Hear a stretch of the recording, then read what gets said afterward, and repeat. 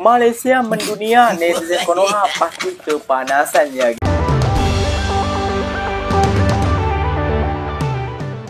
Ya, ada warganet Indonesia penganut Wahamisme, mereaksi video dari negara tetangga dan terkesan ia sangat bangga karena film Hollywood Marvel syuting di Malaysia. Hingga ia mengatakan Malaysia mendunia, netizen Konoha kepanasan. Dan beginilah cuplikan videonya.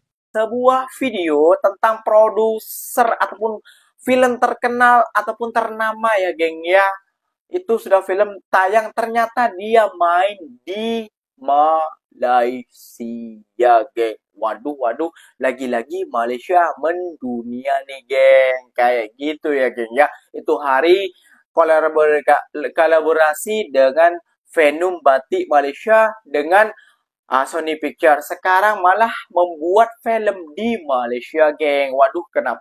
Ya, nanti kenapa buat seperti itu ya? Nanti orang-orang pelancong-pelancong dari luar negara itu akan melancong ke Malaysia, geng. Ya, semoga aja ikinya bersuara ataupun mengucapkan semoga pelancong-pelancong ini ataupun Malaysia banyak pelancong ada imbasnya juga kepada negara Indonesia nih, geng. Seharusnya Indonesia juga harus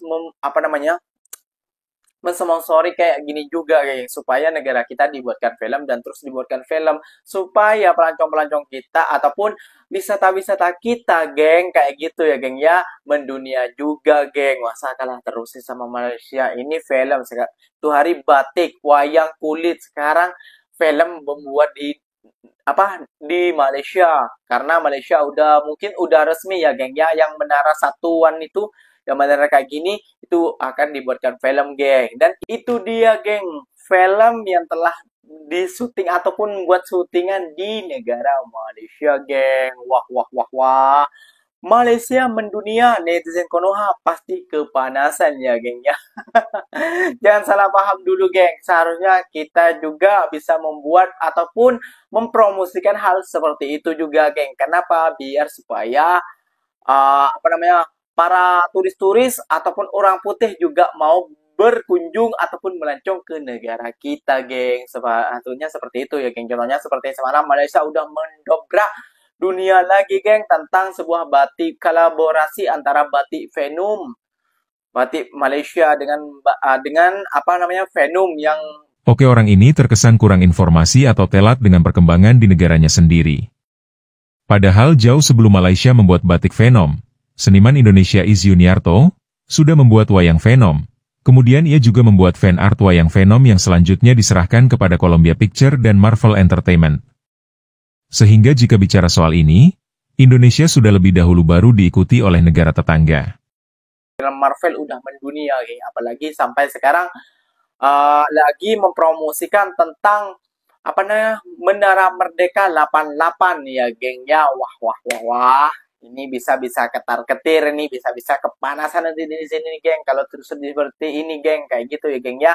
Oke, geng, kita gak usah iri hati, gak usah janji kita harus berusaha buat rakyat Indonesia.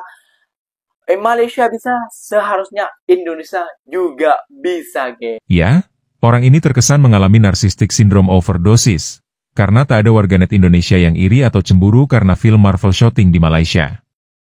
Mungkin ia kehabisan ide untuk membuat konten, jadi seakan-akan hal itu adalah sesuatu yang istimewa bagi dirinya.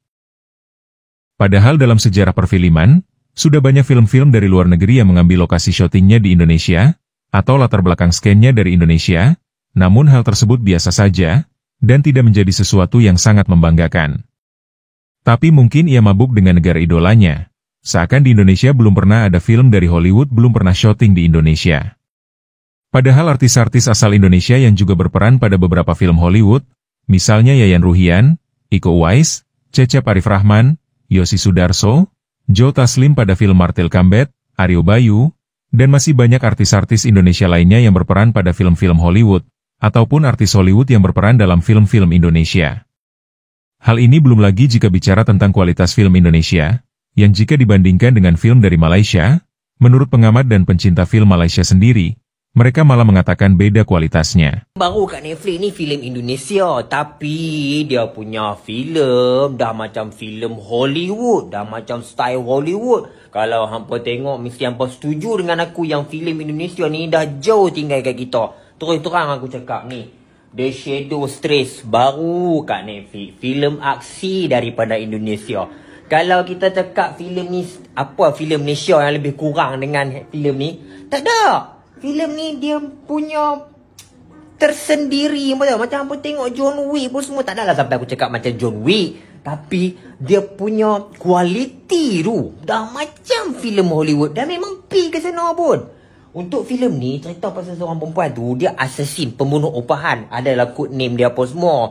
Dia fight dengan geng-geng ni, polis-polis apa semua yang korak apa semua lah. Ada lah dia buat apa, dia balas dendam ke apa tu, hampa kena tengok sendirilah. Tapi aku nak abang kata, aksi yang mai pada seorang perempuan daripada Indonesia ni memang power gila ha. Aku tak ada lagi aku nampak geng-geng perempuan kita yang pelakon-pelakon ni yang buat filem, ataupun siapa-siapa pengarah yang buat filem, gunakan pelakon yang berskill dan power lagu ni. Ni dah memang tahap-tahap Oscar lah. Hampa tengok ni, Toronto International Film Festival 2024 dia pergi Toronto filem ni. Memang puas hati untuk Indonesia. Tahniah Indonesia. Untuk kita kalau hampa nak layan, silakan. The Shadow Trace lah ada kat Netflix. Bagi aku 10 geng. Satu perbezaan yang besar sekali dengan industri Indonesia ialah industri Indonesia ini malu buat saya karena merekanya bahasanya satu, kitanya bahasa tiga. Kitanya ada 3 industri filem. Industri filem Cina, industri India, industri filem Melayu. Yang dibahagi-bahagikan. And then kalau you guys tahu, filem ni daripada Indonesia dah sekarang ni dah dekat Hollywood. Actually The Red Redemption tu adalah the second name yang diterbitkan sebab benda tu dipublish dekat Hollywood. And then kalau you guys perasan, macam mana daripada silat ni hanya berada di belah Asia saja, sudah terkenal di mata dunia. Sebagai seorang Melayu, very much impressed. Namun, kita jarang tengok silat as part of martial choreography dalam filem-filem tanah air kita. Jarang nampak. Ada, tapi very little. Silat ni macam tidak diberikan spotlight yang sepatutnya. Filem John Wick sebenarnya adalah kejayaan besar Indonesia. Kalau yang dah tengok, mesti kalian perasan yang bahasa Indonesia dipertuturkan agak panjang dalam filem tersebut. Bahkan Keanu Reeves sendiri bercakap dalam bahasa Indonesia. Selain itu, sikap dua watak pembunuh yang dilakonkan oleh pelakon Indonesia, Yaya dan Arif, yang memberi peluang kepada John Wick lawan secara hormat dan pada akhirnya tidak dibunuh, menunjukkan warga Indonesia matang dalam pertempuran. Inilah yang disebut sebagai soft power. Pada hakikatnya, pelakon-pelakon Indonesia sudah kelihatan normal dalam filem-filem Hollywood. Mungkin akan datang kita akan tengok pelakon-pelakon Indonesia juga akan menjadi watak utama dalam filem-filem Hollywood. Dunia hiburan Indonesia sudah berada di tahap yang berbeza dan ini akan memberi kesan secara tidak langsung kepada ekonomi dan pelancongan Indonesia. Nah, dalam kaitannya dengan memperkenalkan sumber daya yang ada pada suatu negara, film hanyalah suatu media. Karena lokasi-lokasi syuting pada produk sinematografi, segala sesuatu bisa dilakukan untuk memasukkan lokasi dari suatu negara, baik saat syuting film maupun pada saat editing. Namun seperti apapun suatu film, hal itu sangat tergantung dari selera penikmat film. Karena penonton film disuguhkan dengan berbagai pilihan. Apalagi jika dari sisi promosi ataupun marketingnya kurang, maka sebagus apapun film itu, bisa saja tidak laku di suatu negara. Seperti film Malaysia Sheriff, dan yang terbaru Blood Brothers Baranaga yang juga sepi peminatnya. Dan hal ini ibarat kue yang akan disuguhkan, jika hidangan kuenya banyak, maka sangat tergantung selera orang yang akan memilih kue yang mana yang ia akan makan. Oke, terima kasih sudah menonton video ini hingga usai.